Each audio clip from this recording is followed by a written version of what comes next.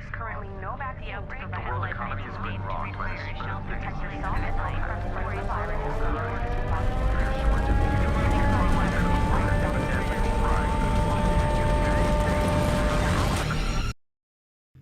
Merhabalar, ben Melike Şimşek, uzman psikoloğum.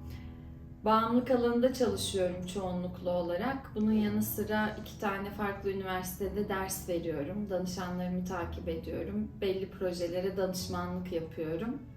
Covid-19 döneminde de özellikle bağımlılıkla ilgili hem pratik hem de akademik çalışmalarım oldu. Pandemide insanların sinema, televizyon, teknoloji ve sosyal medya yönelimleri ne ölçüde arttı? Bu yönelimin bağımlılığa dönüşmemesi için insanlara nasıl tavsiyelerde bulunursunuz? Tabii Covid-19 pandemisi hiç beklenmedik bir şeydi. Hepimiz için böyleydi. Ve evlere kapanınca özellikle de bağımlılık yapıcı davranışlara yönelimimizde ciddi bir artış söz konusu oldu.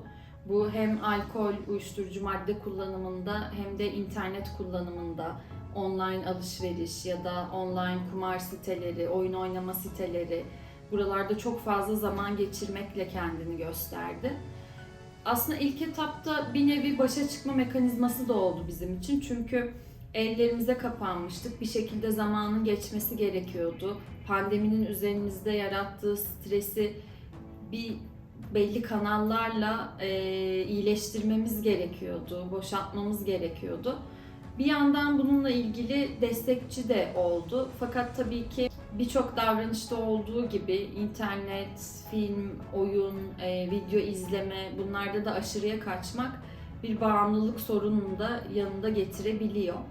İnsanlarda da özellikle online alışverişte, oyun oynama, online internet üzerinden oyun oynama ya da sosyal medyada zaman geçirme gibi durumlarda çok ciddi bir artışa neden olduğunu görüyoruz pandeminin. Aynı zamanda canlı bahis siteleri, kumar oynama davranışını ve bunun yanında bağımlılığı da getirmiş oldu. Bu şekilde dezavantajları oldu. Burada baktığımızda aslında oyun oynanan süreden ziyade kişinin işlevselliği ne kadar bozuluyor. Yani internette zaman geçirmek için, film izlemek için, arkadaşlarıyla ya da ailesiyle veya herhangi bir alandaki sorumluluklarıyla olan bağı koptuysa ya da fiziksel olarak, ruhsal olarak bazı olumsuz özellikler sergilemeye başladıysa, giderek bu mecralarda geçirdiği süre arttıysa ve bu mecralarda zaman geçirmediğinde, yani işte bir film izlemek yerine ailesiyle başka bir aktivite yaptığında yoksunluk belirtisi dediğimiz sıkıntı, huzursuzluk, öfke gibi belirtiler gösteriyorsa bu artık bize sorunlu bir kullanımı düşündürmeye başlıyor. Bunun önüne geçebilmek için biraz daha bilinçli kullanıcı olmamız gerekiyor. Yolun başındayken hani internet tabii ki hepimizin hayatında önemli bir yere sahip. Tamamen hayatımızdan çıkarmamız belki de artık mümkün değil. Ama belli sürelerde kullanmak, limitler koymak, sadece bazı şeyleri internette değil de birlikte de yapmak, işte sinemaya gitmek, sadece internet üzerinden film, dizi izlememek ya da alışverişi normal fiziksel alışverişe çevirmek, belli süreler koymak, kullanım alışkanlıklarını değiştirmek, işte kişi hep gece kullanıyorsa o saati, o zaman dilimini değiştirmek bizi sorunlu kullanımdan uzak tutacaktır. Tabii umuyorum ki bir daha pandemi gibi bir durum yaşamayız ve bu gibi bağımlılık yapıcı davranışlarda da artış gözlemlenmez. Çok teşekkür ederiz. Tam istediğimiz gibi bir cevap oldu. İkinci sorumuza geçelim. Pandemi dönemi obsesif kompulsif bozukluk, psikolojik rahatsızlığı olan kişileri nasıl etkilemiştir? Çünkü bu dönemde yani normalde daha fazla bir aktivite yapanlar eve kapandı. Bu durum nasıl etkiledi onları? Obsesif kompulsif bozukluğu çok kısaca tanımlayacak olursak, obsesif kısmı takıntılı, saplantılı düşünce anlamına geliyor. Kompulsiyonlar da, kompulsif kısmı da bu düşüncelerin davranışa dönüşmüş hali. Yani kişi sürekli olarak elimi yıkasam, elim kirli mi, fişi çektim mi gibi düşündüğünde bunlar obsesif düşünceler oluyor ama gidip elini yıkamaya başladığında ya da işte bir yere giderken yarı yoldan dönüp fişi çektim mi diye kontrol etmeye başladığında bunlar kompulsiyon adını alıyor. Tabii ki pandemi dönemi bu tip rahatsızlıkları çok fazla tetikledi. Özellikle de işte hijyen vurgusu, hijyen obsesyonu olan kişilerde çok ciddi bir bu davranışların artışına yol açtı.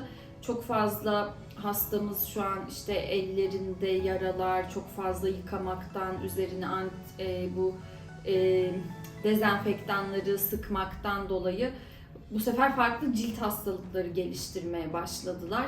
Ya da işte o dönem mesela eve gelen, dışarıdan gelen her paketin aşırı derecede yıkanması, işte çamaşır suyunda bekletilmesi, bununla ilgili zehirlenme vakaları bile oldu bu dönem.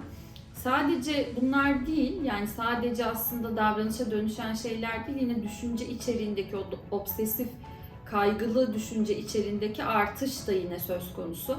Ölüm korkuları, işte acaba hasta olmuş muyumdur, yanımdaki kişi Covid midir, işte öksürdü, hapşırdı, maskemi düzgün taktım mı? Bu gibi takıntıları da çok fazla tetiklemiş oldu tabii bu dönem.